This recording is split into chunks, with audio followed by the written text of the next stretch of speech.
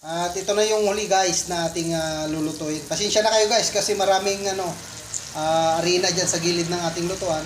At ito na yung mga naluto guys. Yan. Yan siya. At hanguin na rin natin guys.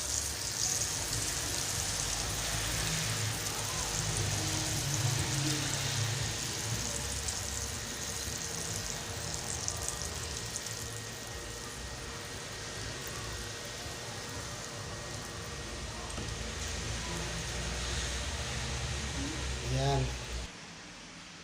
Ito na guys yung ating finished product na pritong pitso guys na marinated.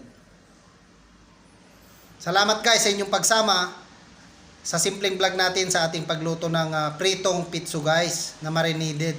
At paki-like, share, and subscribe na rin po ang ating channel para updated po kayo sa ating mga bidyong ilalabas guys. Salamat din guys sa inyong suporta at hindi nyo pag-skip ng ads guys. Hanggang sa muli guys, paalam and God bless po sa inyong lahat.